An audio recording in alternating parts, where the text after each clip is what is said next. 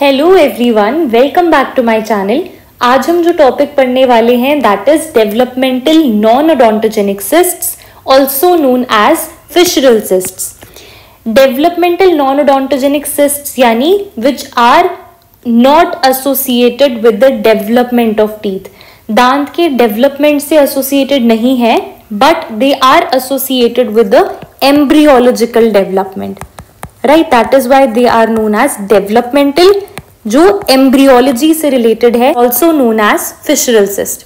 So starting with the first one, that is median anterior maxillary cyst, also known as nasopalatine cyst. This is very important cyst for MCQ purposes.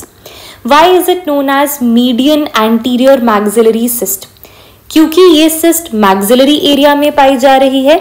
maxillary area के भी median part और anterior part में पाई जा रही है।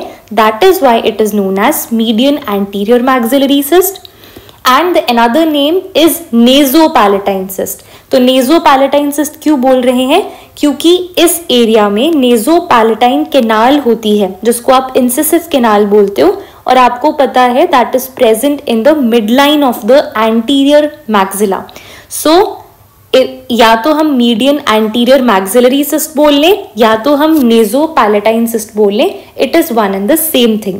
सो if somebody asks you सबसे ज्यादा common developmental non odontogenic cyst कौन सी है, then the answer is nasopalatine cyst. This cyst is the most common developmental non-odontogenic cyst. This is again important MCQ. Now ये जो nasopalatal cyst है, this is seen between two central incisors. Maxillary central incisors जो दो हैं उनके बीच में पाई जाती है. This is the location.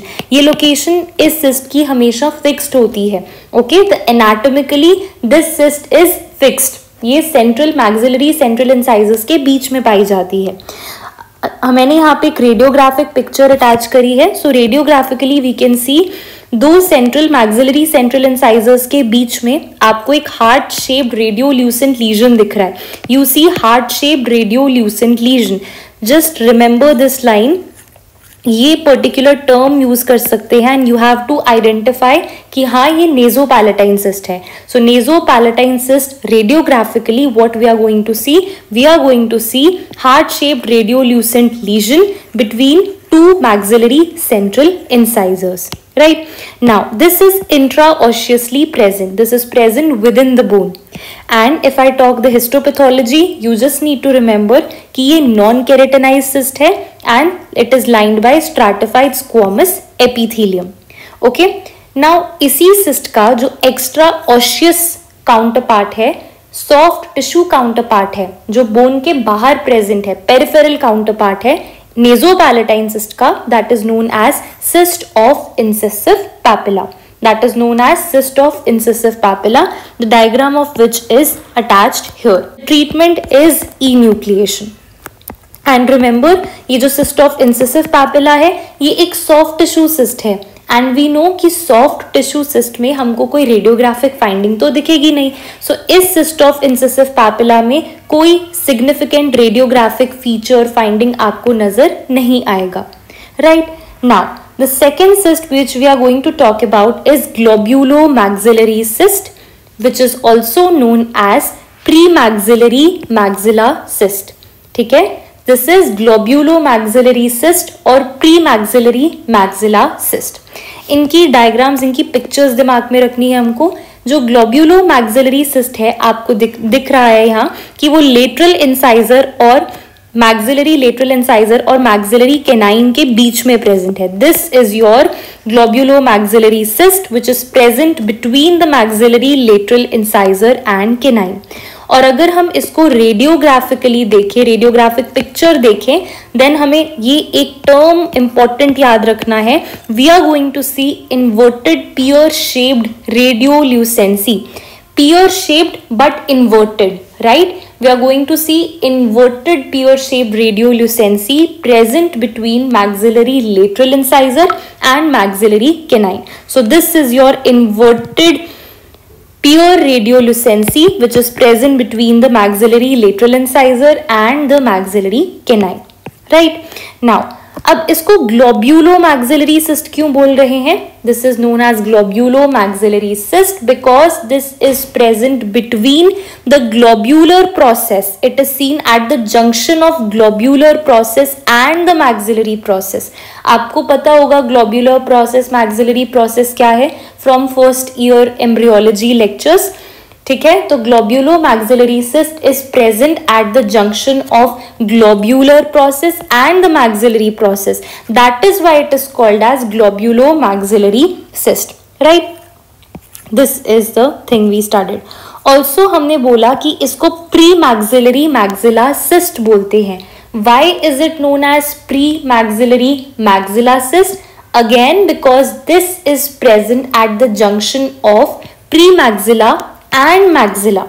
You must be aware कि pre-maxilla क्या होता है. We know if this is the palate, okay, this part is known as the pre-maxilla. So it is present at the junction of pre-maxilla and the maxilla. That is why this is known as pre-maxillary maxilla cyst, right? Because of its formation in the bone suture between the pre-maxilla and the maxilla, right? Now basically आजकल ऐसा बोला जाता है, now it's believed कि actual में ये cyst exist करती ही नहीं है क्योंकि इस रीजन में कोई एपिथेलियम एंट्रैप होके सिस्ट बनाती ही नहीं है. ओके, तो आजकल now it is said by the researchers कि ग्लोब्यूलो मैक्सिलरी सिस्ट तो एग्जिस्ट करती ही नहीं है. तो क्वेश्चन उठता है कि आज तक जो हमने केसेस ऑब्जर्व किए हैं ग्लोब्यूलो मैक्सिलरी सिस्ट बोलकर, वो सब क्या थे? Then the answer to this is they were merely maybe some other cysts, but they were definitely not globulomaxillary cyst क्योंकि अब माना जाता है कि globulomaxillary cyst कभी exist करती ही नहीं है. So the next cyst is nasolabial cyst, which is also known as nasoalveolar cyst. Nasolabial cyst basically एक soft tissue counterpart है, एक soft tissue version है globulomaxillary cyst का जो इससे पहले हमने पढ़ा. राइट, इसको नेजोलेबियल सिस्ट क्यों बोल रहे हैं? क्योंकि ये नेजोलेबियल फोल्ड में लोकेटेड है. You can see here this is located in the nasolabial fold. That is why this is known as the nasolabial cyst. अब ये वाला point is very important for MCQs asked frequently that this cyst is formed क्योंकि इस जगह पे epithelium entrap हो जाती है between globular process, lateral nasal process and the maxillary process. So we see the entrapment of epithelium between globular process, lateral nasal process and maxillary process. Globular process, lateral nasal process and the maxillary process. This is very important point. I hope आपको पता होगा globular process वगैरह ये सब क्या होता है. ये फर्स्ट ईयर में हम पढ़ चुके हैं, बट स्टिल अंडरस्टैंडिंग के लिए यहाँ पे मैंने एक पिक्चर अटैच की है. You know this part is the philtrum. Philtrum के एकदम नीचे लोकेटेड होता है. This is your globular process, right? This is your globular process. Next is lateral nasal process. Here on the lateral side of your nose, this is the lateral nasal process and the third is the maxillary process here somewhere here. So इन तीनों जगहों के बीच में कहीं आपकी nasolabial cyst located होती है. This point is very very important. Now secondly we see a swelling in the nasolabial fold plus the floor of the nose. जैसा कि हमको इस पिक्चर में दिख रहा है कि nasolabial fold में plus floor of the nose के पास आपको स्वेलिंग दिखती है इस नेजोलेबियल सिस्ट में. नाउ कुछ रिसर्चर्स ऐसा मानते हैं कि ये जो नेजोलेबियल सिस्ट है it originates from the remnants of the nasolacrimal duct. Again very important MCQ asked frequently. Okay, and ये नेजोलेबियल सिस्ट जो है this is present between the lateral incisor and canine. हमने पहले ही बोला कि ये सिस्ट एक सॉफ्ट टिश्यू काउंटर पार्ट है ग्लोब्यूलो मैक्सिलरी सिस्ट का, और ग्लोब्यूलो मैक्सिलरी सिस्ट जो इससे पहले पड़ी उसकी लोकेशन हमने देखी थी between the lateral incisor and canine. तो ये भी लेटरल इंसाइजर और कैनाइन के बीच में लोकेटेड है, but this is actually the soft tissue version, the peripheral counter part present in the soft tissue peripherally. Right, यहाँ पे आपको छोटी सी स्मॉल पेनलेस स्वेलिंग दिखता है, usually unilaterally present on one side, but ऐसा नहीं है कि बायलेटरल केसेस होते ही नहीं है. बायलेटरल केसेस भी रिपोर्ट किए गए हैं, बट यूजुअली यूनिलैटरली ये देखने को ज्यादा मिलती है। नाउ इस स्वेलिंग की वजह से क्या होता है, जो आपका लेबियल वेस्टिब्यूल है उसका ऑब्लिटरेशन हो जाता है। So it leads to the obliteration of your labial vestibule. And the next point, since ये एक सॉफ्ट टिश्यू सिस्ट है, so we are not going to appreciate any radiographic features, we are not going to see any significant radiographic changes. That was all for today's class. We will be meeting super soon in the coming video, जहाँ पे हम pseudocyst की बात करेंगे। वहाँ हम traumatic cyst, Staphne cyst और aneurysmal bone cyst के बारे में डिस्कस करेंगे। The next video will be the last one for the cyst.